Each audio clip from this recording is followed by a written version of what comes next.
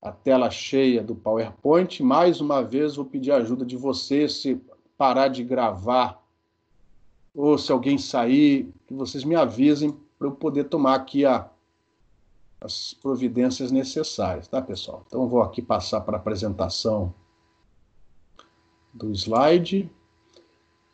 E a gente começa, dentro ainda de coordenadas cilíndricas, mas a gente começa um novo assunto, que, junto com o capítulo 3 do Harrington, para mim é a parte mais legal da disciplina, porque é onde a gente vai ver outros assuntos, a gente aproveita esses problemas em coordenadas cilíndricas para resolver problemas bidimensionais.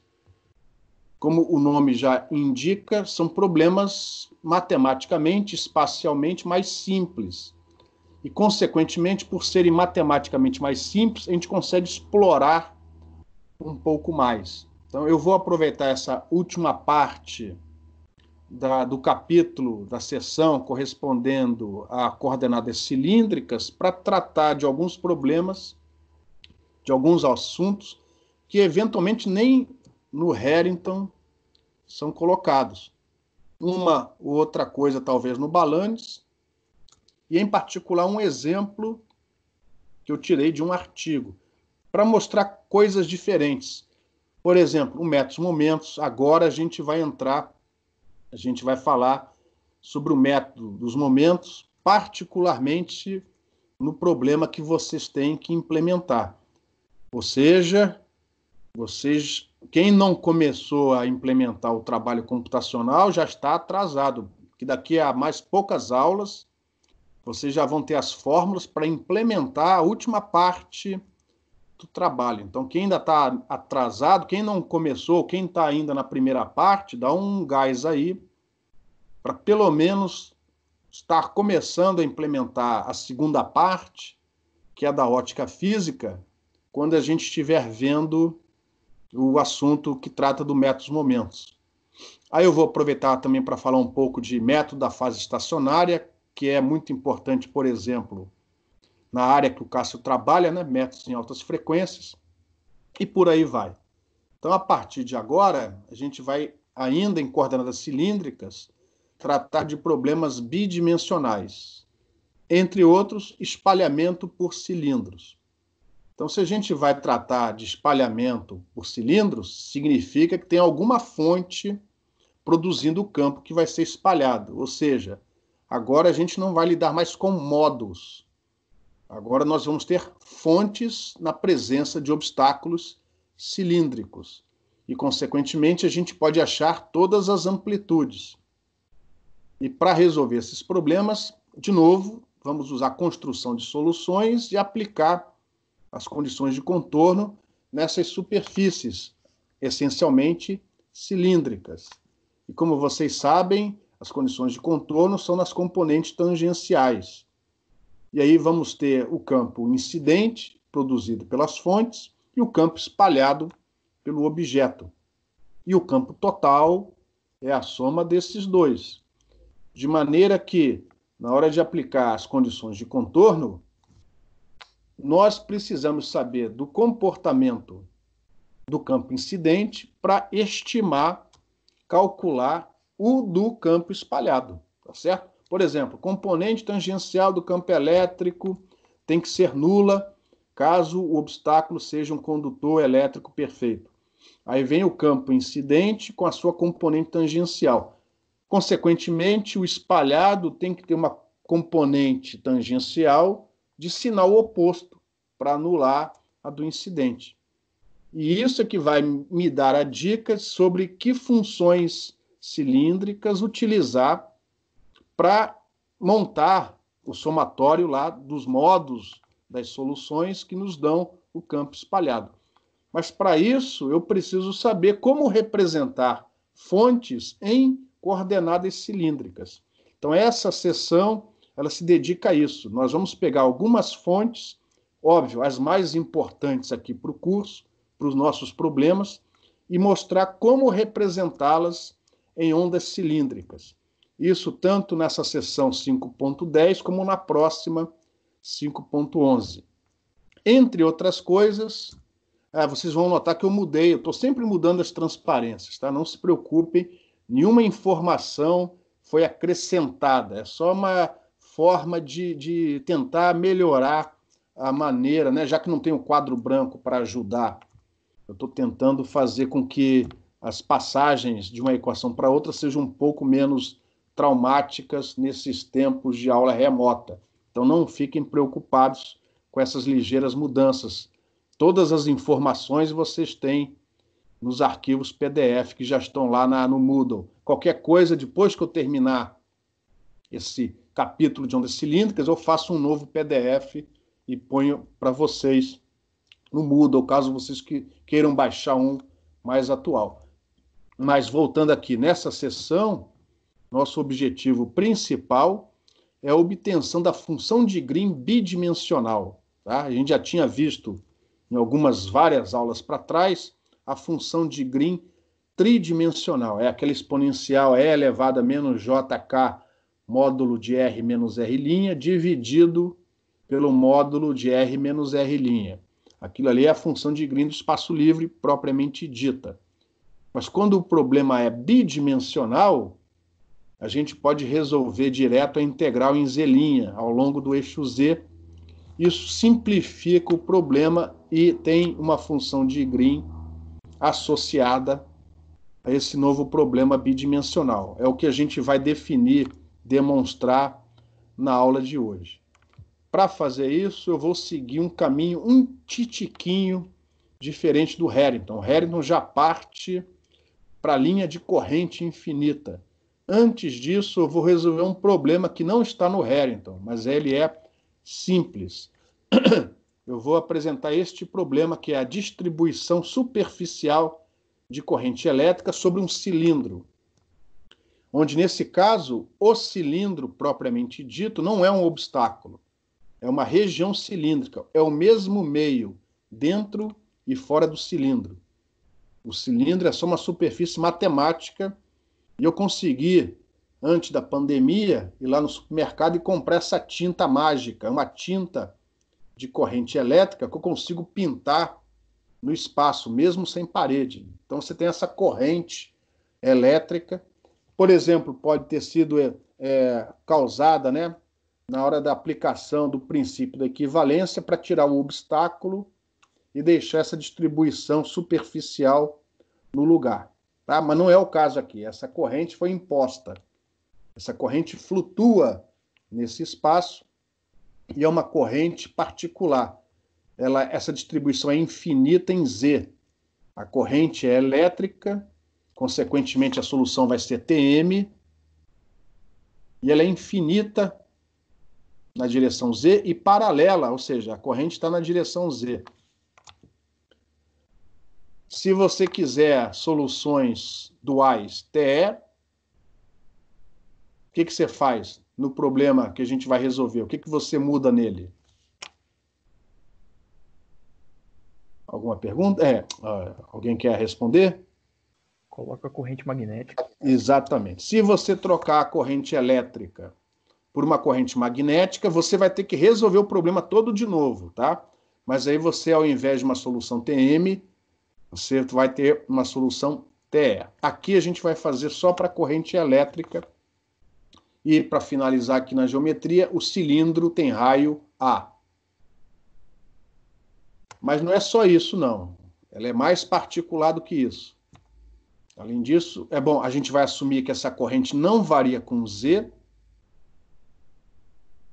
Como a corrente, a fonte, não varia com Z, por definição, e o cilindro não varia com Z, significa que esse é um problema bidimensional onde não existe variação com a coordenada Z. Derivadas em relação a Z são nulas.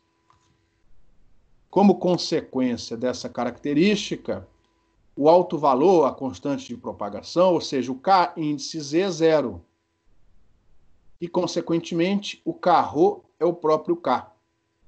Então, no argumento das funções de Bessel que aparecerem daqui para frente, não vai ter mais K-ρ vezes ρ. Vai ser apenas K vezes ρ. Porque o K-ρ nestes problemas bidimensionais, é o próprio K. Ômega raiz de μ. μ são as características físicas desse meio onde essa corrente está irradiando. Depois de resolvermos esse problema, a gente vai fazer com que esse raio tenda para zero, e ao invés de termos uma densidade superficial de corrente, vamos ter uma corrente propriamente dita sobre o eixo Z. E aí, deslocando, depois de resolvido o problema, deslocando essa corrente de cima do eixo Z, isso vai nos dar a função de Green bidimensional, que é o objetivo da aula de hoje. Antes disso, vamos resolver esse problema. Neste caso particular, não é o caso geral, mas neste problema em particular, nós vamos ter outra particularidade. Além de não variar com Z, a corrente também não vai variar com ângulo φ, ou seja, essa densidade é uniforme sobre toda a superfície do cilindro. Então, isso é uma particularidade deste problema. Não é um caso geral, tá? Então, neste problema, além da derivada em relação a Z ser nula, isso vai ser algo geral daqui para frente, com uma ou duas exceções, tá? Esta derivada nula em relação a φ é um caso particular deste problema que a gente está resolvendo agora. Ora, não haver variação em φ é a mesma coisa que dizer que o ni é nulo. Tá? O ni, que nesse caso é inteiro, né? O zero é um caso particular de inteiro. Né? O ni vai ser nulo. Consequentemente, o nosso potencial Tm em relação a Z não vai ter variação em φ, n é igual a zero. Então, repara, não aparece aqui nem cosseno de φ, nem seno de φ, nem exponencial complexa de φ, não aparece nada. E a ordem n, ó, é igual a zero. Então, só tem uma função de Bessel e uma função de Hankel, ambas com ordem zero. Também não tem variação em relação a Z, então, repara, não aparece aqui, ó, nenhuma exponencial E elevado a menos jk índice Z vezes Z. A única variação que aparece aqui é em relação a ρ. São essas funções de Bessel aqui, ó. Cujo argumento, ó, é K vezes ρ. Não uso o símbolo K índice ρ, porque neste caso particular, o K índice ρ é o próprio K, que é igual a ômega raiz de μ. Então aqui aparece K vezes ρ. Para a região dentro do cilindro, o eixo Z, o ρ igual a zero, está presente. Então aqui dentro eu não posso usar Neumann, eu não posso usar Hankel, eu só posso usar a função de Bessel de primeiro tipo, a função de Bessel propriamente dita, de ordem nula, de ordem zero, multiplicada por uma certa amplitude que eu chamei aqui de C1. Podia ter chamado de outra coisa, mas eu chamei nesse problema de C1. E esse potencial só vale para ρ menor do que A, dentro do cilindro. Fora do cilindro, lá no infinito, como as fontes estão todas concentradas aqui próximas ao eixo Z, lá longe, quando ρ tende para o infinito, eu espero que isso me dê uma solução propagando de dentro para fora. E, consequentemente, eu vou usar a função de Hankel de segunda espécie. E ordem zero, como já explicado. Para fora, provavelmente, eu tenho uma outra amplitude que eu chamei de C índice 2. Essa solução só vale para ρ maior que A, fora do cilindro. Por enquanto, alguma pergunta?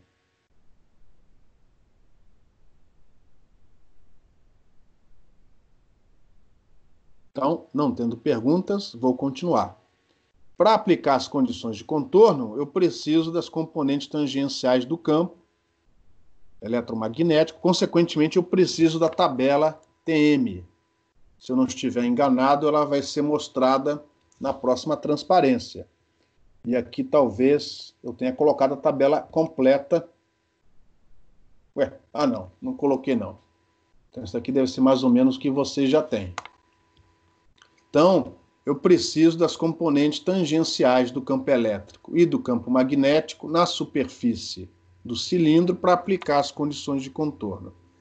A tabela não está aqui, mas se vocês olharem lá atrás, pelo fato da derivada em Z ser igual a zero e também a derivada em relação a φ ser igual a zero, de todas as 6 componentes de campo, só 2 são diferentes de zero.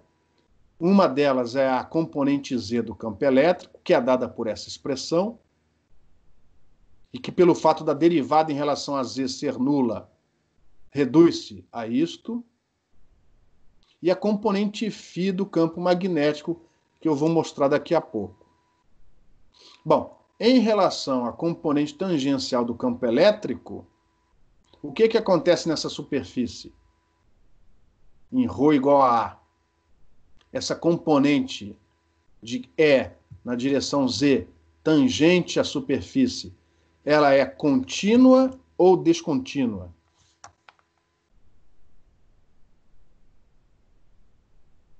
Contínua. Por quê? Porque só tem corrente elétrica. Exatamente. Então, a condição de contorno que a gente vai impor sobre essa componente tangencial de campo elétrico na direção Z é que um titiquinho para fora, ou seja, nesta expressão, fazendo ρ igual a A, seja igual a um titiquinho para dentro. Ou seja, seja igual a essa expressão com ρ igual a A. Isso vai nos dar uma relação entre C1 e C2. A outra condição de contorno vai ser em cima da componente φ do campo magnético, que é dado, ó, segundo a tabela que não foi mostrada aqui, eu só coloquei esta expressão, ó, mas ela vem na tabela TM.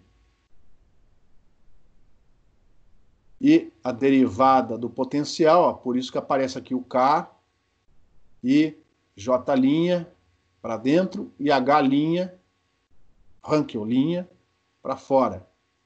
Qual vai ser a condição de contorno que a gente vai impor sobre essa componente Hφ?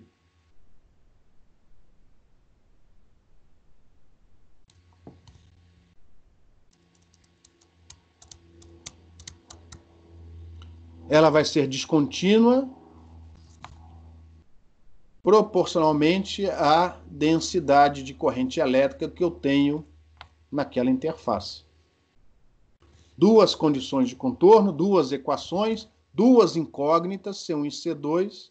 Então eu obtenho o potencial todo. Não vai ficar nenhuma amplitude para ser definida. Repara que como aqui as fontes são fornecidas, eu obtenho o campo todo. Não fica nada para fora. Autovalores aqui não tem, ó, porque o Kz é 0 e o Kρ ele tem um único valor, é o próprio K, ômega raiz de μ. Tá? Então, as únicas incógnitas nesse problema são C1 e C2. E através dessas condições que eu vou impor daqui a pouco, eu obtenho expressões, fórmulas para as 2 amplitudes e o problema é totalmente resolvido. Então, primeira condição de contorno, em ρ igual a A, é Z contínuo. Logo, isto daqui, ó, cá em cima, quando ρ igual a A, tem que ser igual a isto daqui, quando ρ igual a A. Então, aqui eu já tenho uma equação entre C1, envolvendo C1 e C2. Por enquanto, alguma pergunta?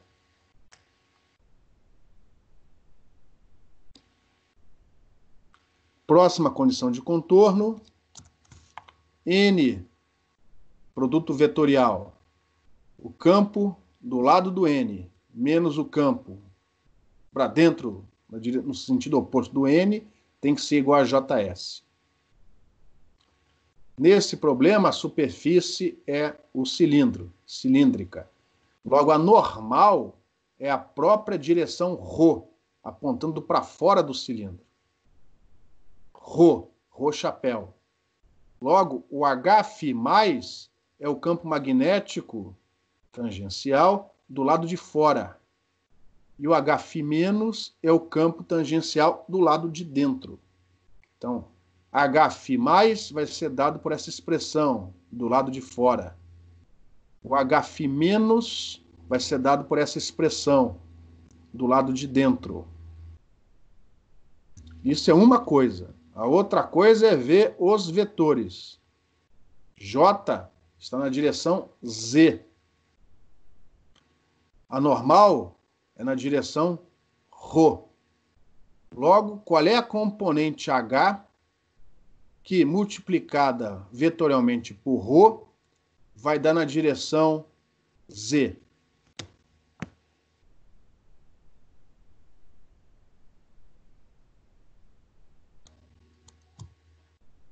Alguém quer se habilitar?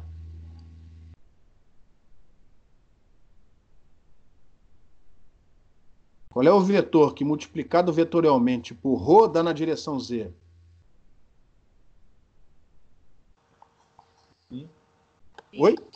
Φ. Φ. Lógico, é o Φ. Mas não é só essa pergunta. É mais Φ ou menos Φ? Não é só dizer que é Φ. Porque pode ser que N vetorial Φ dê na direção menos Z. Entendeu?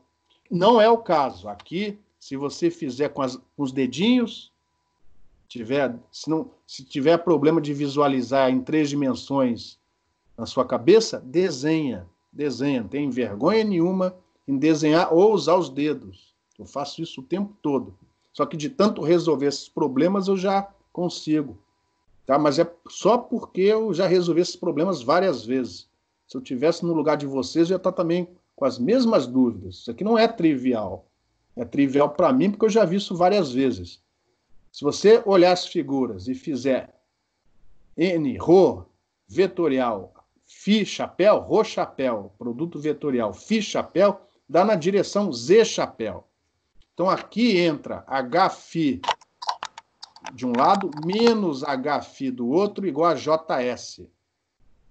Se por acaso desse na direção menos Z, você ia botar um menos aqui na frente do JS. Deu para entender o raciocínio? Ou alguém ainda tem alguma dúvida? Outra coisa, eu já vi em outros carnavais, na hora de fazer produto vetorial de ρ com Φ, o cara pega o vetor ρ, expande em componentes retangulares, aí depois pega o Φ, expande em componentes retangulares, gasta 10 minutos para fazer uma coisa que é para fazer em segundos. Então, no sistema cilíndrico, não converta para o retangular. Você tem que pensar no cilíndrico. Para isso, aquelas figuras que a gente mostrou logo no início desse conjunto de transparências, junto com as mãozinhas, os dedinhos, ajuda você a fazer esse cálculo em poucos segundos. Nada de ficar convertendo isso para a base cartesiana, com os cossenos, os senos, perde tempo, a chance de errar uma equação é grande e no final faz tudo errado. Isso aqui é para você olhar para isso e rapidamente, com os dedos, com uma figura, resolver esse problema. Algum comentário, alguma pergunta? Alguém não entendeu a lógica daquilo que eu falei? O que eu falei é importante, hein?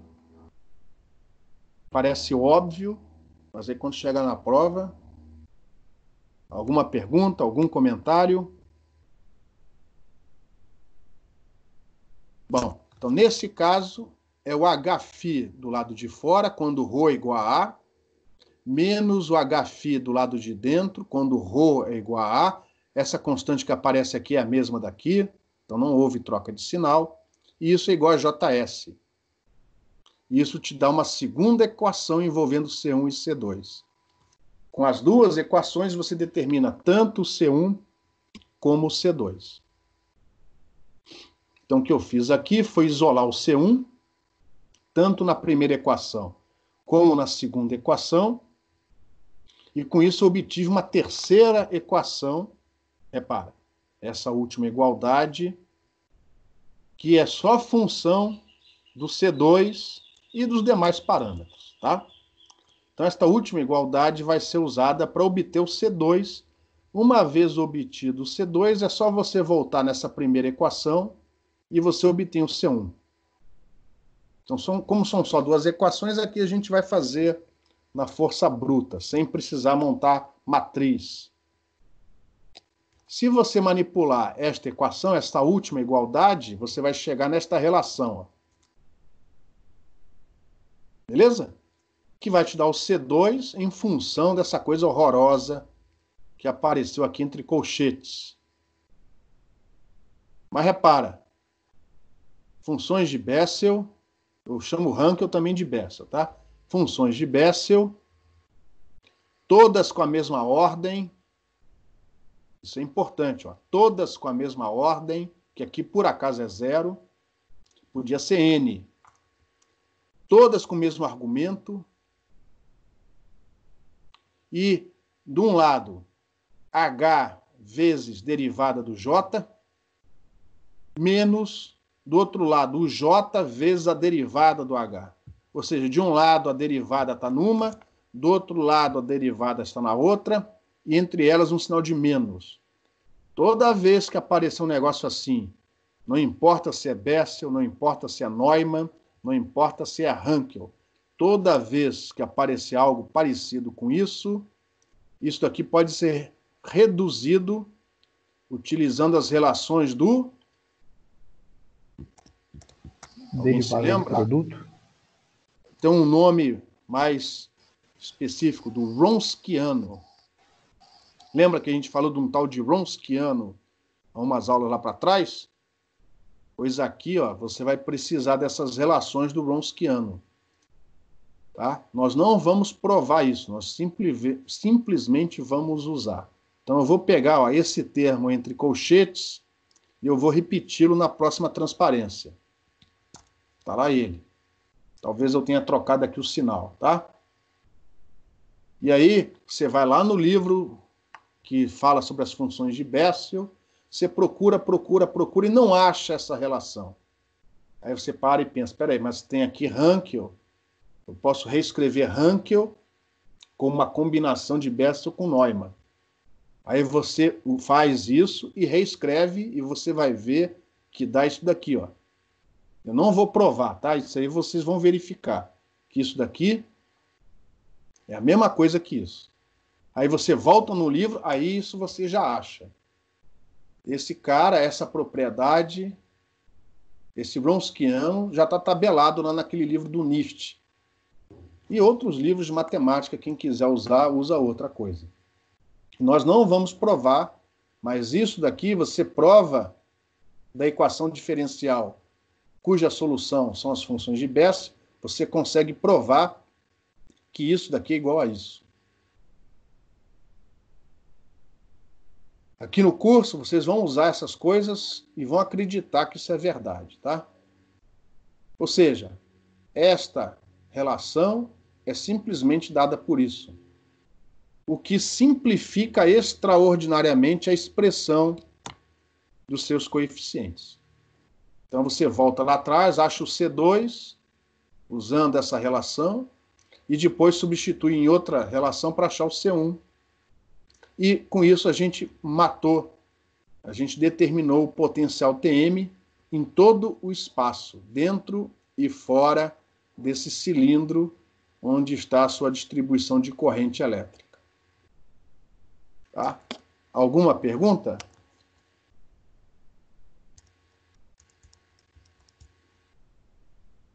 Para vocês entenderem como chegar na função de Green bidimensional, que é importante para o trabalho que vocês estão realizando, o trabalho numérico, é importante começar a entender o problema desde o início. Alguma pergunta em relação à solução deste problema? Eu vou prosseguir acreditando que não há dúvidas por enquanto e que a aula continua sendo devidamente gravada. Próxima etapa, próximo problema, fazer o raio tender para zero. E com isso, ao invés de uma distribuição superficial, nós vamos ter uma linha de corrente propriamente dita, infinita, por enquanto, sobre o eixo Z. Então agora nós vamos fazer o A tender para zero, e o que é uma distribuição superficial vai se transformar numa corrente propriamente dita e, por enquanto, sobre o eixo Z. Tá? Como é que a gente vai resolver esse problema? O Harrington, ele não resolve desse jeito. Ele já parte direto para este problema e dá o jeito dele de chegar na solução. Aqui a gente vai fazer mais devagarinho. A gente primeiro resolve esse, e uma vez obtido o resultado, a gente faz o limite do raio A. Repara que o raio A aparece aqui, ó, tendendo para zero. E, usando conceitos físicos, vamos também no limite do A tendendo para zero. Ó, o A aparece aqui também, ó. Vamos reescrever essa densidade JS em termos da corrente I. E aí, imediatamente, a gente obtém a solução. Obviamente que a solução que a gente precisa é aquela que está fora, do lado de fora do cilindro, né? Porque quando o A tende para zero, a região de dentro some. Então, a gente precisa desta solução aqui, ó, do C2, para ρ maior que A. Essa aqui de cima a gente joga fora. A gente vai usar só essa de baixo. A gente vai precisar só desse coeficiente C2. Para isso, então, aqui está escrito, a solução é aquela anterior fazendo para ρ maior que A, ou seja, do lado de fora, fazendo A tendendo para zero. Bom, vamos voltar aqui nessa figura, antes do A tendendo para zero. Como é que você calcula a corrente total que flui sobre esse cilindro? Como é que você calcula? Repara que agora é teoria de circuitos. Como é que você calcula essa corrente total que flui na superfície desse cilindro? Professor, antes disso, Oi. Uma dúvida. Por que, fazendo o limite de A tendendo a zero, a densidade superficial virou corrente e não densidade linear? Não, boa pergunta. Porque densidade linear é a corrente. Corrente é ampere. Isso. Corrente, densidade superficial é ampere por metro. Ah, só. Não, entendi. E volumétrico é ampere por metro quadrado, entendeu? Então a gente não deu uma linha de corrente, a gente não fala densidade, a gente fala corrente. É por causa disso. Mas eu garanto que essa sua dúvida é dúvida de várias pessoas aí. A unidade de corrente linear é ampere. A unidade de densidade superficial de corrente elétrica, né? Não é ampere por metro, não é ampere por metro quadrado, é ampere por metro. E a densidade volumétrica de corrente é ampere por metro quadrado, não é ampere por metro cúbico.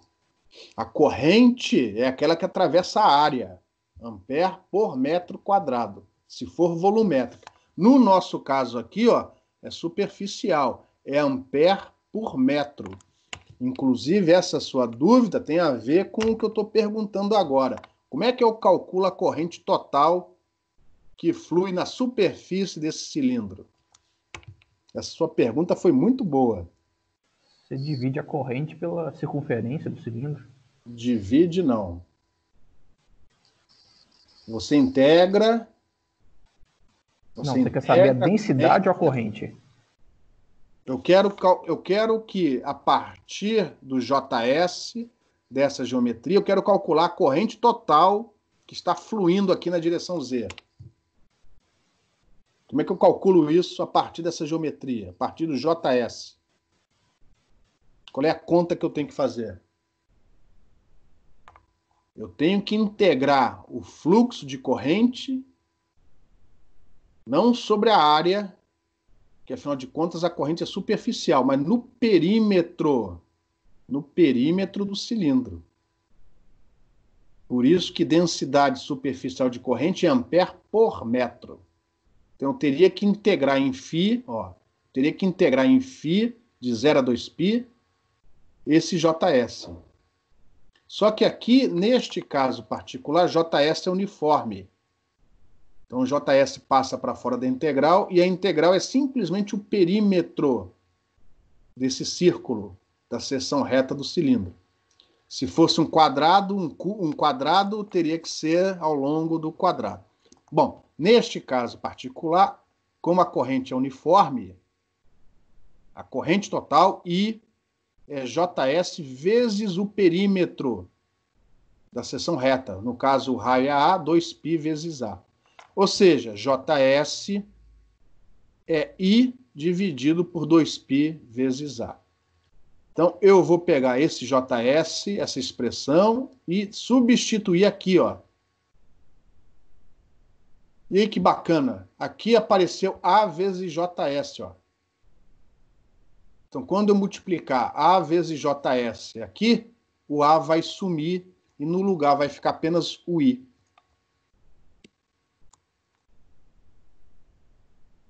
Então, ao fazer o limite dessa expressão, quando A tende para zero, eu tenho que tomar cuidado com este termo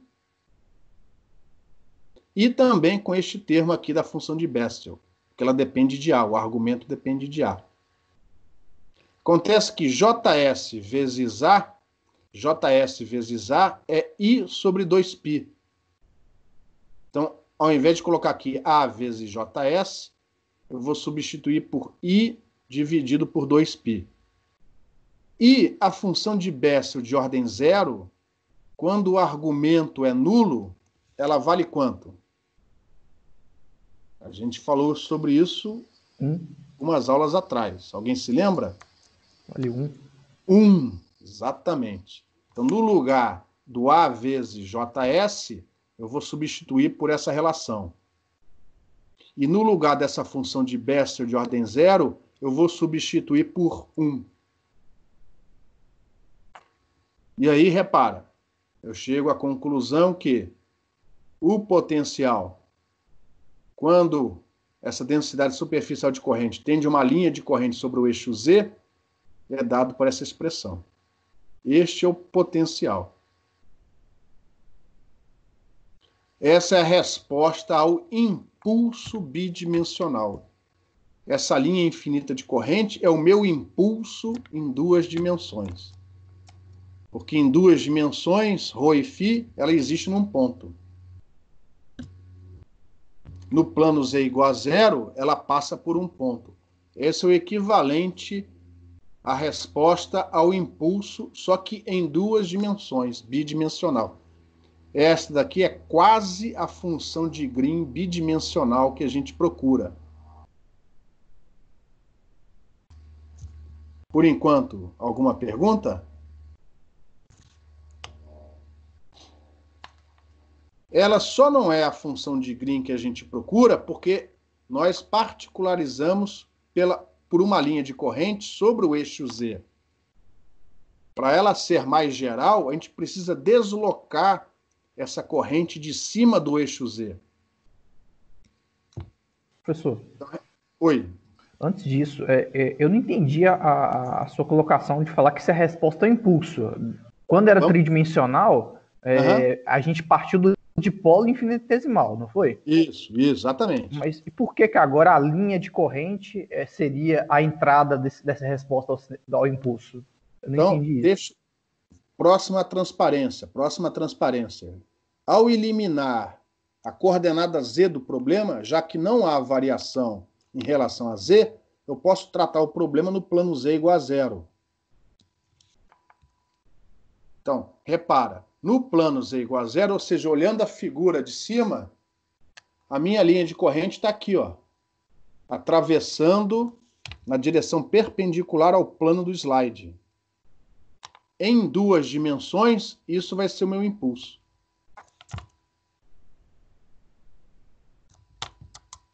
Sim ou não? Em duas dimensões, isso vai ser o meu impulso. Esse é o equivalente ao impulso em duas dimensões. Sim ou não? Beleza. Tranquilo? É por isso que eu falei que é um impulso bidimensional. Antes, a linha de corrente estava sobre o eixo Z. Ó. Eu agora precisei transladá-la para obter uma expressão mais geral. Ou seja, o que antes era descrito como ρ, a distância da linha de corrente até o observador, da linha de corrente que antes estava sobre o eixo Z até o observador, era simplesmente ρ. Agora, não é mais ρ. Eu agora preciso de dois vetores. E aqui, ó, para não confundir com problemas tridimensionais, ao invés de usar R chapéu, o R vetor, a gente usa ρ vetor. Porque este vetor só tem componentes x e y. A gente precisa de mais um vetor para localizar a fonte. E, usando a mesma anotação de antes, a gente põe o linha. Então, mais uma vez, coordenadas linha representam posição da fonte. E coordenadas sem linha representam a posição do observador. E nesse caso, com a corrente deslocada, o que antes era ρ, agora é módulo do ρ menos ρ'. E aí, finalmente, chegamos na função de Green para o espaço livre de problemas bidimensionais. Faltando para isso só fazer o I unitário, né? Fazendo o I unitário, agora sim, a gente chega na função de Green bidimensional para o espaço livre. Alguma pergunta?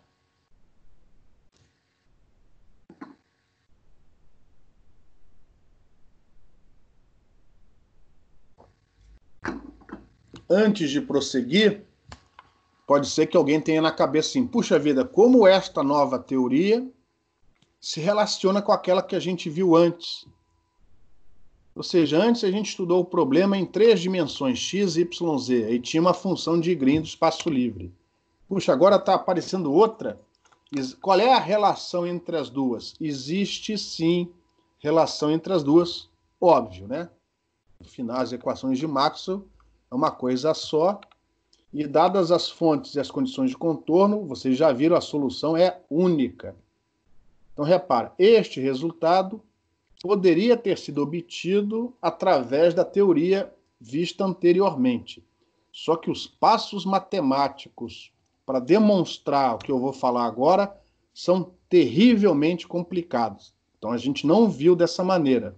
A gente viu de outra maneira mais simples, porém absolutamente correta. Correto, tá? Mas dava para mostrar, só que a matemática é muito complicada. O que nós tínhamos antes, tá? Antes nós tínhamos o potencial vetor, as fontes de corrente em 3 dimensões, beleza? Em princípio, volumétricas, é o caso mais geral, correntes superficiais, densidades superficiais, correntes filamentares são casos particulares disso aqui. Convoluída com a função de Green, ó, tridimensional do espaço livre, e você integra no volume. Então, este primeiro termo, esta primeira igualdade, é rigorosamente a teoria que a gente viu antes. Só que, neste caso, a nossa corrente ela é particular. Ela não varia com a coordenada. Como é um problema bidimensional, Z. Por definição, essa corrente não varia com Z. Z'. Então, na integral deste volume correspondendo a Z', eu posso passar a corrente para fora dessa integral. Então, repara, eu não passei a corrente para fora da integral em x e y, em x' e y', ou seja, a integral sobre a seção reta do cilindro. Mas eu passei o J para fora da integral em Z'. E em Z', essa corrente existe em que domínio?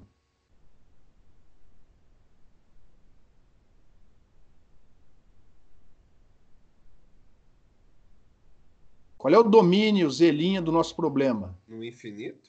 De menos infinito a mais infinito. Isso aí é a geometria. A linha de corrente é infinita. Beleza? E esta função é conhecida, é a função de Green. Você sabe que módulo de R menos R' é raiz quadrada de x menos x ao quadrado mais y menos... Então, esta integral em Z' de menos a mais infinito, você consegue avaliar. Só que a avaliação é horrorosa, mas no final mostra-se que, mostra-se que essa integral é igual a isso. Ela é definida e é dada por isso. Aí você faz as substituições, passa o menos jπ para o lado de fora. Deu para entender? Então, na verdade, o que nós estamos fazendo aqui, é botando a corrente dentro da integral de sempre, com a função de Green de sempre, só que a integral em Z' dá para avaliar. E esse é o resultado final. O resto agora tem que ser avaliado. Se a integral for realmente volumétrica, você vai integrar numa área, que é a seção reta do cilindro. Se a corrente for filamentar, se a corrente for, superficial, você não vai integrar na seção reta, você vai integrar no perímetro do cilindro. Se a corrente for filamentar, então você quer uma delta de Dirac, a resposta é essa. Já é a própria função de Green. Ora, se eu já sei que essa integral vai dar esse resultado, por que eu vou resolver em 3 dimensões? Então a gente resolve direto em 2 dimensões, usando a função de Green bidimensional. É daí que ela vem. Deu para entender a relação entre o problema tridimensional e o problema bidimensional? Só que ao invés de fazer desse jeito, que daria... Enfim, tem seções de livros, não é o caso do Harrington, não é o caso do Balanis, onde os caras mostram como resolver essa integral e chegar nessa solução. A gente não vai fazer isso, a gente resolveu de uma maneira muito mais simples. Porque, como a geometria é simples, esse pulo do gato de trocar o ρ por módulo de ρ menos rolinha foi intuitivo. Então, evitou a gente ter que resolver essa integral. Mas deu para entender a relação entre os dois problemas? Deu para entender por que a gente chama essa função de Green bidimensional? E por que é do espaço livre?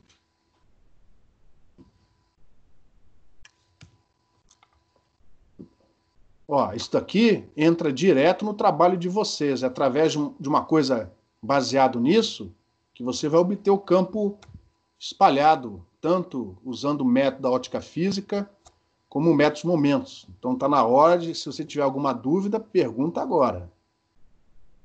Isso ficou claro ou não?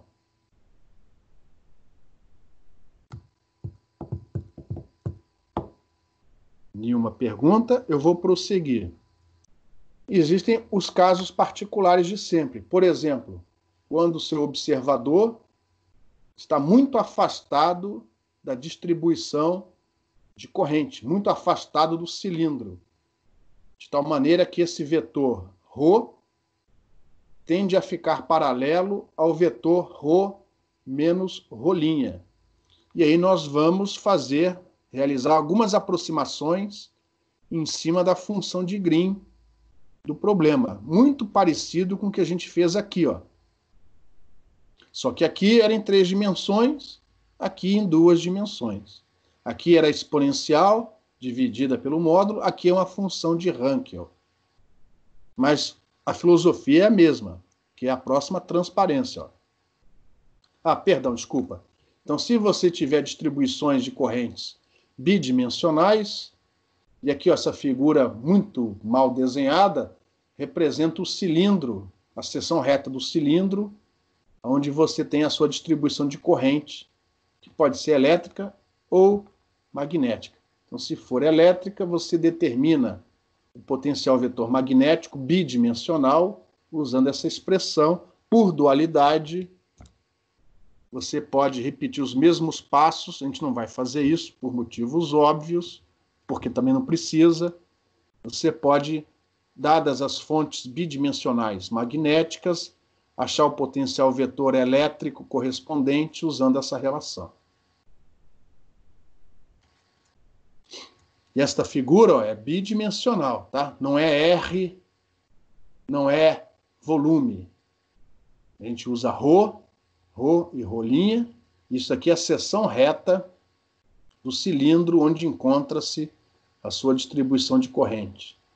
No caso do trabalho de vocês, esse cilindro vai ter seção reta circular, você vai colocá-lo aqui.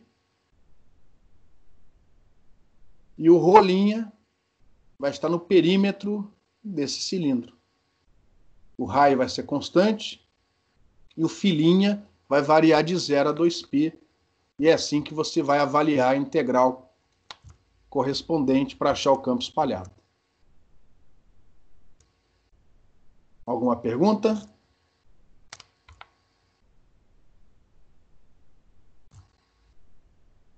Eu acho que agora sim eu vou falar do campo quando o observador estiver longe. Exatamente. Então, um caso particular, que é o caso que vocês têm que implementar computacionalmente. Lembrem-se que, se vocês olharem lá o enunciado do trabalho, eu não peço para vocês calcularem o campo próximo do cilindro. Eu peço para vocês calcularem o campo afastado do cilindro. É o que a gente chama de região de radiação. Aqui a gente não fala mais campo distante, porque como o cilindro é infinito, não tem como o observador estar longe o suficiente para enxergar um cilindro infinito como um ponto. Então a gente não fala campo distante, mas a gente continua chamando de região de radiação. Então, na região de radiação, o observador está tão longe, que o vetor R menos R', esse daqui, ó, ele tende a ficar paralelo com o vetor... Perdão, falei R, falei bobagem. Vou repetir. O vetor ρ menos ρ', esse daqui, ele tende a ficar paralelo ao vetor ρ. Sendo que o módulo deles, a diferença entre eles é dado por essa projeção, ó. Ρ' na direção ρ chapéu, ρ unitário. Então, repara, é a mesma ideia, é a mesma figura do problema tridimensional, apenas tomando o cuidado de trocar os vetores R por vetores ρ. Os vetores ρ são definidos, como o problema é bidimensional, eles são definidos aqui, ó, no que seria o plano Z igual a 0. Alguma dúvida em relação a essa figura?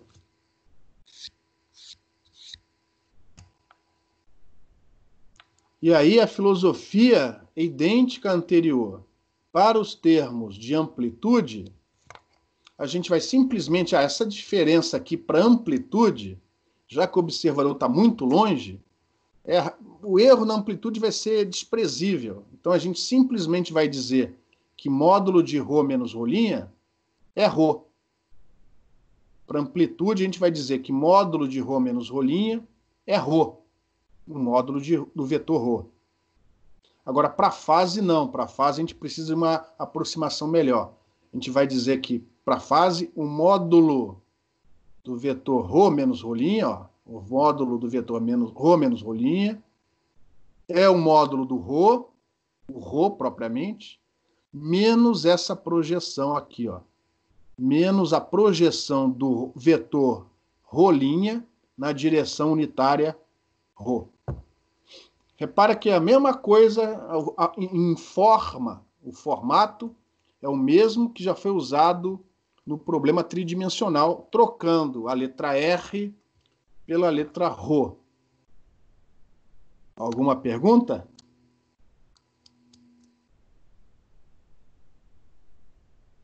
Então eu tenho uma pergunta para vocês. Então, para fase, a gente vai usar essa aproximação e para amplitude, essa daqui, ó.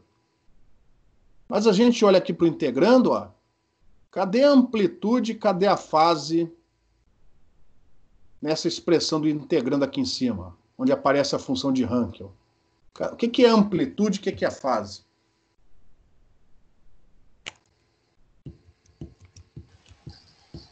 Tem que transformar, porque a função de Hankel, né, ela é a Bessel mais a J ou menos J. Bessel Neumann, é a marca, né, de manteiga, Bessel. Bessel. Mais ou menos J. Neumann. Não pude resistir, você me desculpe, mas eu sou carioca. Eu perco o amigo, mas não perco a piada. Fala de novo que eu estava divagando aqui nesses tempos de cólera. Eu não lembro ao certo, mas a Hankel de segundo tipo, ela é segunda espécie. Uma espécie, é a Bessel mais ou menos J Neumann. Aí você tem que caso, usar menos. Aí isso. você usa a identidade de Euler, vai aparecer a fase, no caso. Enfim, eu não entendi. Não é bem identidade de Euler, porque aqui não é sino e cosseno. Eu vou falar de outra maneira. Repara, se nós estamos assumindo esta figura, é porque o módulo de Rho menos Rho' está indo para onde? Infinito. Infinito. Então a ideia, você vai lá no livro, alguém já estudou isso antes, você vai pegar a função de Hankel, no caso daqui é segunda espécie. Você vai pegar lá a fórmula da função, e ordem zero. Segunda espécie e ordem zero. Você vai pegar a expressão dessa função de Hankel quando o argumento vai para infinito. Não sei se vocês vão lembrar, mas quando eu mostrei rapidamente aquelas características das funções de Bessel tiradas do livro do Nist, uma das características uma das propriedades era como se comportam essas funções de Bessel quando o argumento tende para o infinito. Aqui que vocês precisam daquela identidade. Eu não vou provar. Não vou provar. Mas se você pegar o livro lá de matemática e fizer o argumento dessa função de Hankel indo para o infinito, você vai mostrar que isto, no limite do argumento indo para o infinito, é igual a isso. Nós não vamos provar, tá? Vocês vão acreditar. E aqui claramente aparece a fase e a amplitude em função, como funções do módulo de Rho menos Rho'. Aqui em cima, na fase, você vai jogar esta aproximação. E aqui embaixo, você vai simplesmente dizer que isso é Rho. E aí você chega nesta aproximação da função de Green bidimensional para a região de radiação. Onde, observe, aqui, não apareceu E elevado a menos JKR dividido por R. Aqui aparece dividido por raiz de Rho. Ou seja, esta onda, esta frente de onda, não é esférica. É uma frente de onda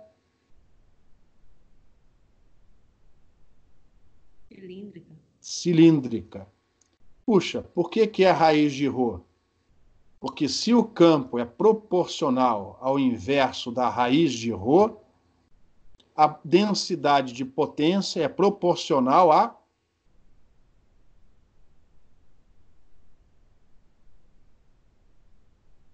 se o campo é 1 sobre raiz de Rho, a densidade de potência é proporcional a 1 sobre Rho, ao quadrado. 1 sobre Rho. E a área de um cilindro, ela não aumenta com a distância ao quadrado, ela aumenta com o raio, Rho. Então isso daqui tem a ver com a conservação de energia. Na medida em que a onda vai se afastando, a área do cilindro aumenta com Rho. Logo, a densidade de potência tem que variar com o inverso de Rho para que a potência se conserve. A potência que atravessa o cilindro é a mesma, independente do raio do cilindro, desde que o meio não seja dissipativo. Então, é por isso que isso daqui não é 1 sobre Rho, é 1 sobre raiz de Rho. E este fator aqui é o fator de onda cilíndrica. Tudo isso pode ser passado para fora da integral. Lá dentro vai ficar só a corrente multiplicando esse termo aqui, que é a correção de fase na presente situação. Que é a próxima transparência. Então, na região de radiação, o potencial vetor magnético é dado por essa expressão e, por dualidade, o potencial de vetor elétrico é dado por essa outra expressão. E é esta integral que vocês têm que avaliar. Só que no caso de vocês, a densidade de corrente é superficial. Então a integral não vai ser na área do cilindro, e sim no perímetro o perímetro da seção reta do cilindro. Filinha variando de 0 a 2π. É esta a integral que vocês têm que implementar. E é daqui que vem a expressão que vocês encontram nas notas de aula e no livro do Balantes, por exemplo. E aqui está o fator de onda esférica. Fator de onda cilíndrica. Bom, mas isso não resolve o problema. A gente não quer o potencial vetor. A gente quer o quê? O campo eletromagnético. Então a gente precisa ainda substituir essas expressões naquelas derivadas que nos dão o E e o H. Só que aí a gente faz algo muito parecido que foi feito antes em 3 dimensões. A gente vai derivando esse cara, só que na hora que a gente deriva 1 sobre raiz de ρ, vai aparecendo 1 sobre ρ, 1 sobre ρ elevado a 3 meios e por aí vai. E esses termos, na medida em que o ρ tende para o infinito, já que o observador está na região de radiação do cilindro, na medida em que esse ρ vai para o infinito, esses outros termos que vêm na hora que você vai derivando, eles vão para zero muito mais rapidamente do que o termo 1 sobre raiz de ρ. Então, você vai jogando fora esses termos, vai avaliando as derivadas, vai jogando fora os termos, e você consegue provar. Eu não vou provar aqui, tá? Vou deixar isso a cargo de vocês. Se você for eliminando, ignorando esses termos que variam com 1 sobre ρ, 1 sobre ρ elevado a 3 meios e por aí vai, aquela derivada, aquela expressão que te dá o fator campo elétrico em função da derivada do potencial, ela é simplesmente... Ô, pessoal, aqui tem um erro, né? Está faltando o termo do F. Eu só coloquei o termo do A aqui, ó. Está faltando um termo que tem a ver com o rotacional do F. Ficou faltando, ó. Tá? Isso daqui, ó, para chegar nisso daqui, ó, faltou o termo em F, aqui, ó. Mas eu espero que vocês tenham entendido a ideia. Então depois eu corrijo isso. Mas se você pegar e avaliar as derivadas e for tirando esses termos fora, você chega nisso daqui, ó. Ou seja, na região de radiação, você não precisa derivar o potencial vetor para obter o campo. É simplesmente identificar quais são as componentes na direção φ e quais são as componentes na direção z e substituir nessa expressão. E você faz, por dualidade, o mesmo com o campo magnético. E aí você observa, também está faltando aqui, ó, também está faltando o termo correspondendo a F, tá? Mas você obtém uma expressão dual a essa, e melhor, você observa que esta relação é satisfeita. E aí você chega à conclusão que na região de radiação, sendo as fontes finitas, né, não em Z, mas nas outras dimensões, essa onda, além de cilíndrica, é TEM. E aí você não precisa calcular o campo magnético, ele já é dado direto por essa expressão. Você precisa calcular apenas o fator campo elétrico, que é o que vocês vão fazer no trabalho computacional que foi passado. Alguma pergunta?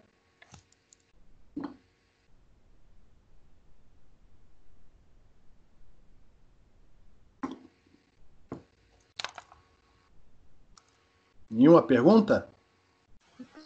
Eu tenho em relação ao trabalho, não sei se cabe no momento.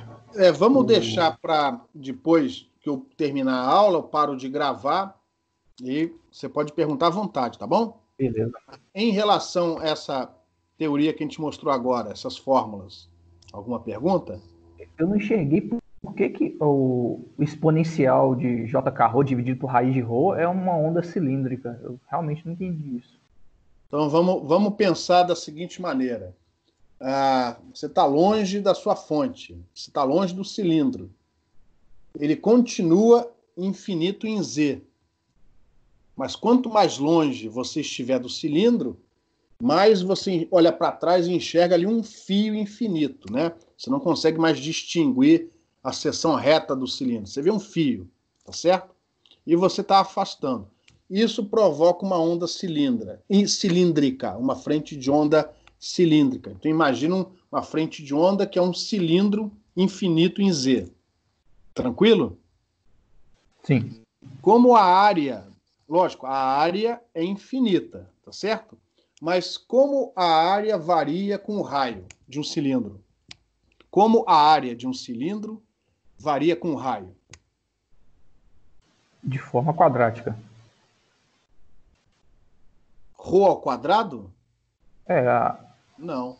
Porque repara o seguinte, você visualizou o cilindro? Visualizou o cilindro? sim. Ele só tem curvatura no plano da seção reta. Mas no plano ao longo do eixo Z, ele não tem curvatura. Então, a área só modifica em relação ao perímetro, não em relação ao comprimento.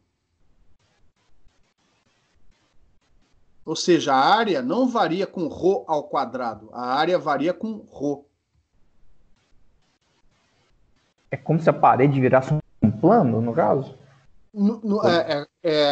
Na direção Z, ao longo do eixo Z, a sua superfície não tem curvatura. A curvatura é nula.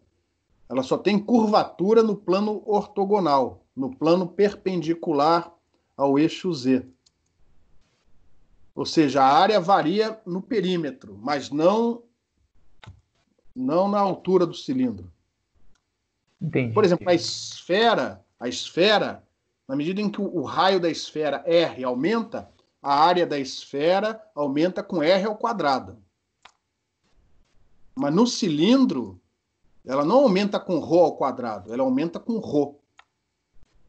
Porque a curvatura ao longo do plano que contém o eixo Z, ela não varia, continua reta. Não tem curvatura. A curvatura é só no plano ortogonal. Então a área aumenta com ρ. Sim ou não?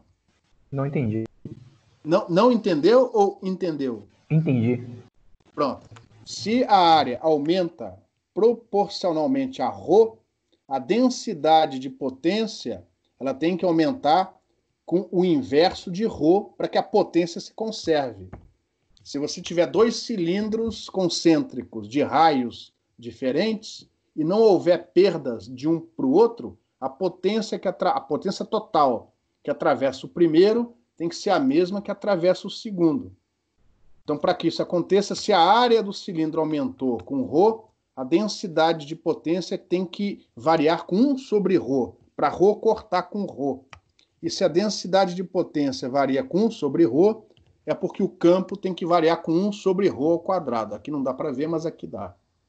E, consequentemente, este cara é definido como o fator de onda cilíndrica.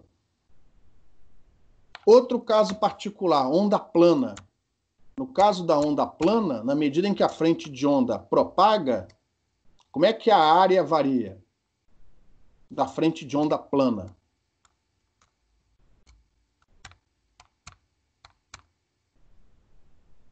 Como é que a área varia?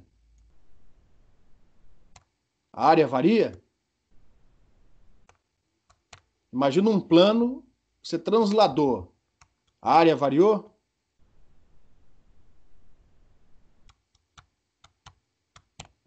Hein? É uma pergunta. Não. Então, qual é o fator da onda plana? É E elevado a menos JKZ. Sem nenhum termo no denominador. Então, E elevado a menos JKZ, se a propagação for na direção Z, é o fator da onda plana. E elevado a menos JK dividido por raiz de ρ é o fator da onda cilíndrica. E elevado a menos JKR dividido por R é o fator da onda esférica. Isso tem a ver com a variação da área da frente de onda com a distância. Ficou claro ou não?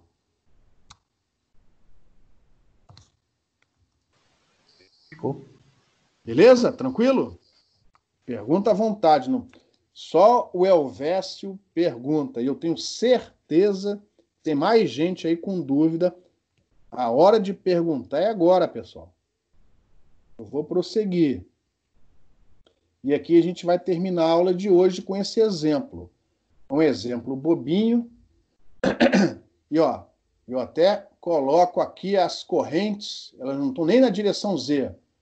A corrente são anéis de corrente concêntricos sobre um cilindro é infinito de raio A. Para facilitar, eu não sei se o JS eu vou assumir uniforme ou não, mas repara, ele não vai estar na direção do eixo Z. Ele vai estar rodando na direção filinha chapéu. A figura está clara?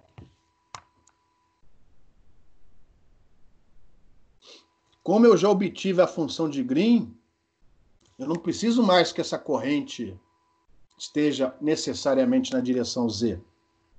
O que não pode ter é variação com a coordenada Z. Mas fora isso, eu posso ter qualquer distribuição de corrente, desde que não haja variação com a coordenada Z. E outra coisa, não precisava ser um cilindro de seção reta circular. Podia ser qualquer cilindro. Eu escolhi mais uma vez aqui um cilindro de seção reta circular, só porque isso facilita na hora de montar a minha integral. Mas podia ser um quadrado, podia ser um triângulo, podia ser qualquer coisa, desde que seja um cilindro infinito em Z. Alguma pergunta? Bom, observem que na hora que eu for integrar essa corrente, a orientação da corrente varia. Por exemplo, neste ponto aqui, ó, ela está apontando para cá. Ó, filinha, chapéu, está apontando... Enfim, eu vou tentar fazer essa coisa apontar direito. Está apontando nessa direção aqui. Ó. Mas, por exemplo, aqui, com outro ângulo filinha, ó, o filinha, chapéu aponta para cá. Ó.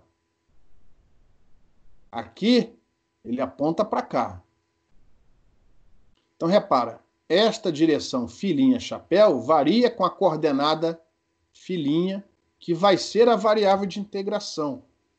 Então, este vetor filinha-chapéu, dentro da integral, daqui a pouco, ele não pode ser passado para fora, porque ele varia com a coordenada, com o ângulo filinha. Então, a primeira coisa que eu estou fazendo aqui é representar este vetor filinha-chapéu na base cartesiana xy. E com, por exemplo, a ajuda do apêndice do Harrington ou do Balanis, ou desenhando uma figura decente aqui, você vai ver que esse vetor filinha-chapéu pode ser reescrito como cosseno de filinha na direção y menos seno de filinha na direção x. Agora, x chapéu e y chapéu, por serem da base cartesiana, constante, esses vetores unitários podem passar para fora da integral. O cosseno de filinha e o seno de filinha não podem passar para fora. Puxa, mas então eu vou ter duas componentes vetoriais? São duas integrais? São duas integrais. Uma para obter a componente y e a outra para obter a componente x. Ah, mas eu não quero fazer desse jeito. Então, dá um jeito de saber como integrar um vetor que varia. Eu prefiro fazer desse jeito. Beleza ou não? Deu para entender? Que aqui, ó, os vetores são constantes. Eu vou ter duas integrais, mas é muito mais fácil de manipulá-las, inclusive, principalmente, numericamente. Prosseguindo. Outra coisa que eu preciso é lidar com os vetores ρ', e ρ, tá? Porque eles vão aparecer no meu integrando, ó, na hora que eu fizer o produto escalar. O vetor ρ' é o mesmo de sempre, é x' na direção x mais y' na direção y. Só que aqui, ó, a minha corrente está sobre um cilindro de raio A. E a variável de integração daqui a pouco vai ser o ângulo φ'. Então, eu não quero usar x' e y'. Eu quero usar ρ' e φ'. Então, eu troquei x' por ρ' cosseno de φ', e eu troquei y' por ρ' seno de φ'. Onde, neste caso particular, o ρ' é constante, porque é um cilindro. Então, ao invés de escrever ρ', eu escrevi A. O ρ é a mesma coisa, é só tirar o linha fora. E como ele é unitário, o raio é unitário, então ficou só cosseno de φ na direção x mais seno de φ na direção y. E aqui, ó, você observa o cuidado que você tem que ter de não confundir as coordenadas linha daquelas que não têm linha. Não confundir, por exemplo, φ com φ'. Senão você erra tudo. Aí é só fazer o produto escalar, vai aparecer cosseno φ vezes cosseno de φ' mais seno φ vezes seno de φ', que você troca por cosseno de φ menos φ', para ficar menorzinho. E aí, com isso, você monta a integral. No caso, como só tem corrente elétrica, vai ser o potencial vetor magnético. E a gente vai direto para a região de radiação. Então, a integral que a gente vai avaliar é esta daqui aproximada. Essas constantes que aparecem aqui fora são aquelas que já apareceram na transparência anterior. A novidade aqui é uma corrente, uma densidade de corrente superficial. Então, a integral não é na superfície, não é na seção reta. Perdão, a integral não é na seção reta. No caso, é no perímetro da superfície, da seção reta da superfície, que nesse caso é um círculo. Então, ao invés de usar dl', o meu infinitésimo de arco é ρ' de φ'. Ó, o A aqui, não se esqueçam disso. Ó. O arco de um círculo é ρ' de φ'. Não se esqueçam do raio na hora de integrar as correntes no trabalho computacional. Onde, nesse caso, o ρ', mais uma vez, é constante, eu vou trocar por A. A de φ', onde o φ' é integrado de 0 a 2π. A corrente eu substituo para essa expressão aqui de cima. Ó. Puxa, duas integrais. Isso aqui significa que você vai ter duas integrais para resolver. Uma para obter a componente y e outra para obter a componente x. E é o melhor que você faz. E a exponencial que aparece aqui, ó, eu já substituí por esse argumento. Se por acaso o JS for constante, ele pode passar para fora da integral e a integral resultante sai analiticamente. Se o JS não for constante, aí você vai ter que resolver isso de outra maneira. Se a função for uma função simples, talvez dê para resolver analiticamente. Se for uma coisa complicada, como é o trabalho de vocês, você vai ter que resolver isso numericamente, usando uma regra de integração, uma quadratura que for mais apropriada para os casos de vocês. Neste caso daqui, eu acho que eu assumo, embora o enunciado não esteja claro, eu acho que eu assumo o JS constante, de maneira que uma vez passado o JS para fora, o que resta vai poder ser avaliado no braço, analiticamente. E para isso você precisa desta identidade. Ó. A gente não vai provar. Mais uma vez a gente vai usar essa identidade, que inclusive aparece nas propriedades das funções de Bessel. Eu falei sobre isso muito rapidamente, umas transparências para trás. Aí, quando você joga isso dentro da integral, como as integrais são todas em filinha, você vai ter integrais envolvendo cossenos senoides de argumento filinha. Dá um trabalhinho, mas no final você chega nessa solução. Então, vou repetir. Essa solução não ficou claro aqui, deveria ter ficado claro. Ela só é solução se o JS não depender de filinha. E você, consequentemente, passa para fora. Se o JS for uma função de filinha, então a integral não é isso, vai ser uma coisa mais complicada. E aqui é a função de Bessel de ordem 1. E aí o problema foi resolvido. Aí você pega esse y, a integral, a componente x deu 0, só ficou a componente y. Só esse termo é que te deu integral contribuição não nula. Por isso que no final ficou só a componente y. Aí você expande esse vetor y chapéu na base cilíndrica, e com isso você tem as componentes ρ e φ do potencial vetor magnético.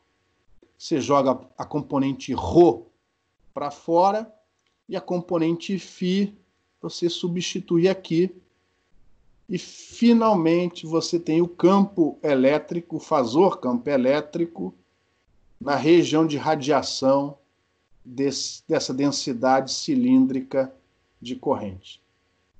E como esperado, pelo menos para mim, o campo elétrico só tem componente na direção φ, na região de radiação. É uma infinita bobina de corrente gerando um campo elétrico na direção φ.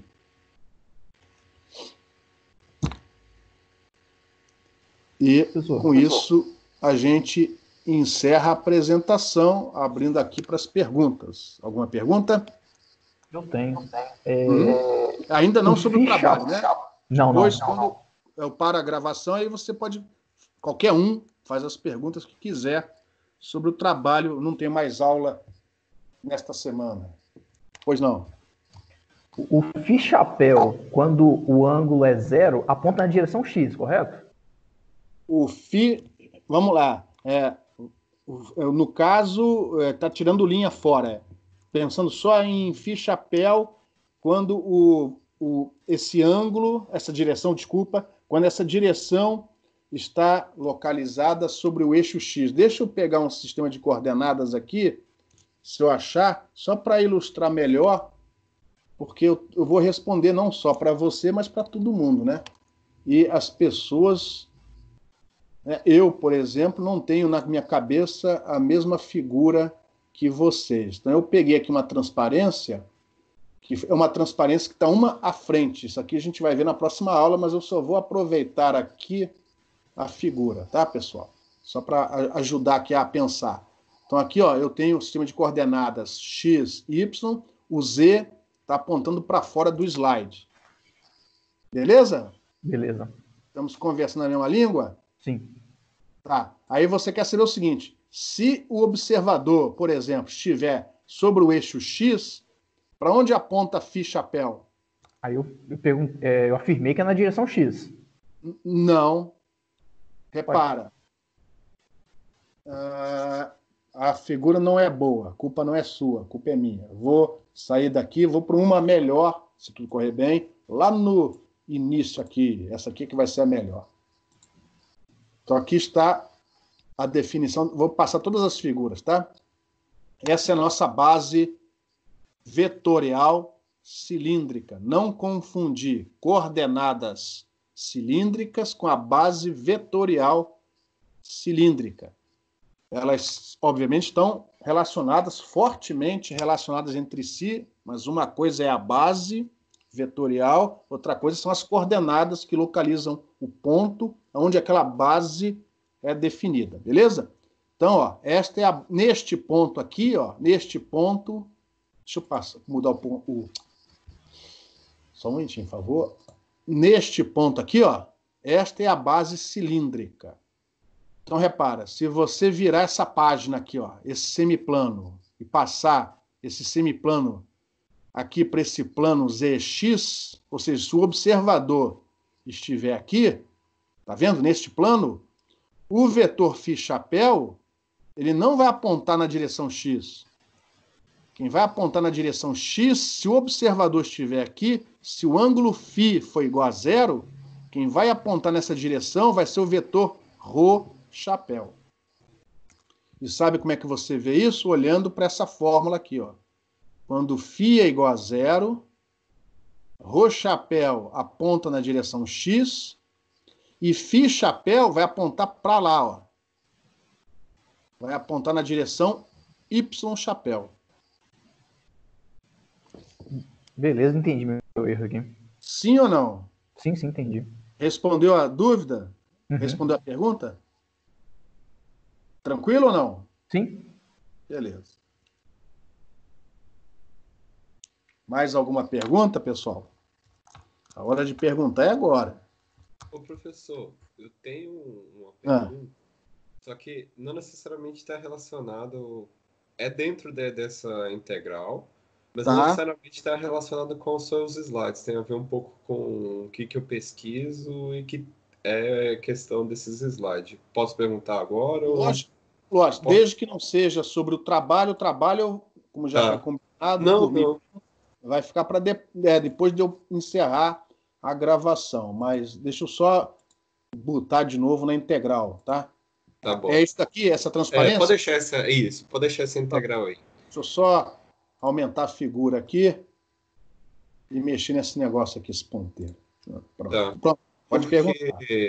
O que eu trabalho tem a ver com estimar esse J nessa equação aí para o A, basicamente, assim, entendeu? Tá. Você, dado o campo, você quer achar a fonte que produz aquele campo. Isso, exatamente. Só que aí, na modelagem, né, esse J, na verdade, é uma multiplicação entre o dielétrico naquele ponto vezes o campo naquele ponto, né? E aí eu não sei nem o dielétrico nem o campo, então às vezes aí por isso que o problema é mais difícil assim. Uma coisa que eu queria entender é que é o seguinte, por exemplo, eu consigo resolver a equação para o J, entendeu? E beleza, esse problema, digamos, é um problema linear. Dado que eu sei o campo no J, eu posso calcular... Aliás, dado que eu sei o J, eu tenho a minha função de Green, eu posso calcular o campo para qualquer ponto fora do objeto, né? Desde que o objeto não esteja... Não sei. Presente. Esta função de Green é pro espaço livre. É pro espaço fora do objeto, né? Não. Porque você pode ter corrente impressa na superfície de um objeto. É diferente disso aqui. Vamos lá. Aqui, nesse problema que a gente acabou de resolver, só para dar exemplo, essa corrente ela não está pintada em cima de um cilindro dielétrico. Ela está flutuando no espaço. Ou seja, nós chegamos neste problema, por exemplo, aplicando o quê? Condição de contorno nele, né? Mas tem um nome mais bonito. Como é que a gente chega num problema onde a gente retira o obstáculo e no lugar deixa... princípio de equivalência. Então, você tem que, para usar esta função de Green, você vai ter que usar de alguma maneira o princípio da equivalência e remover o obstáculo.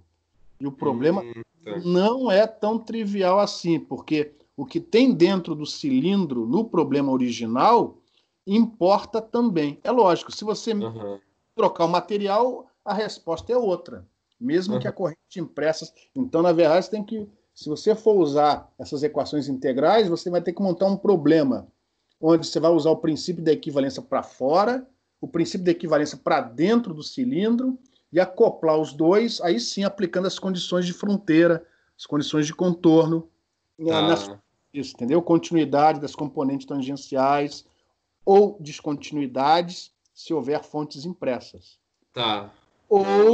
Ou se for um cilindro, seção reta cilíndrica, e você só quer aquilo, você não quer seção reta retangular, você pode trabalhar com a função de Green daquela geometria. Existem livros com funções de Green, tabeladas, listadas, calculadas ao longo das décadas para diferentes geometrias. Mas aí a função de Green é específica para aquela geometria. Então tem função de Green para corrente, vamos supor, bidimensional, né? Por exemplo, a gente podia ter um cilindro de elétrico e dentro ou fora desse cilindro colocar a nossa linha de corrente e não trocar, não mexer no cilindro. É o próximo problema. Opa, não, o próximo problema é coisa nenhuma. Só um segundo. Por exemplo, um dos problemas que a gente vai resolver, não sei se na próxima aula, é uma corrente radiando dentro do cilindro, mas eu podia ter colocado fora.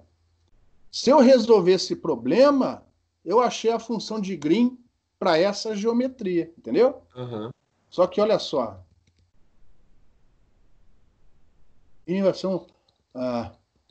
Vai ser esse potencial aqui, ó, onde eu tenho que achar todos esses coeficientes, entendeu? É uma função de Green. Mas repara, se você souber essa solução, acabou o seu problema. Você vai enfiar essa geringonça dentro da sua integral, vai resolver tudo numericamente, mas resolveu para aquela geometria. Entendeu? O máximo que você vai poder fazer aí é trocar o ε1 por ε5 e trocar o raio A por raio B. Mas vai ter que continuar sendo cilindro.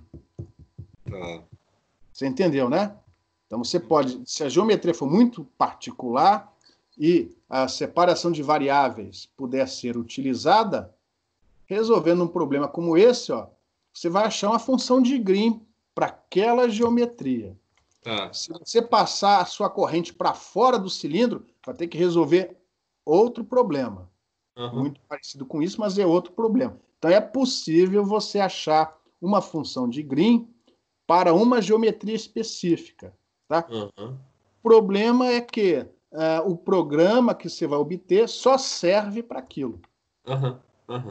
Deu para entender ou mais ou menos? Mais ou menos. Tá. Mas é bom que me abriu um pouco essa ideia de funções de Green específicas. O problema é eletrodinâmico ou estático? É eletrodinâmico. Eletrodinâmico. É basicamente, o problema é o que chamam de tanto de imageamento em micro-ondas ou espalhamento inverso, entendeu? Ou seja, você obtém...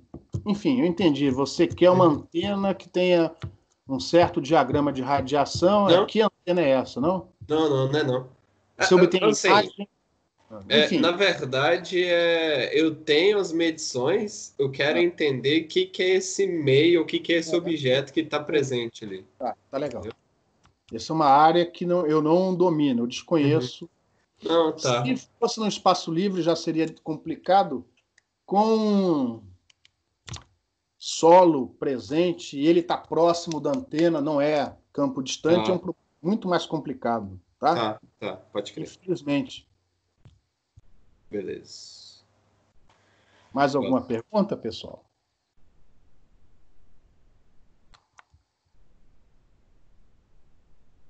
Pessoal, olha só, eu vou parar a gravação da aula de hoje, mas eu acredito que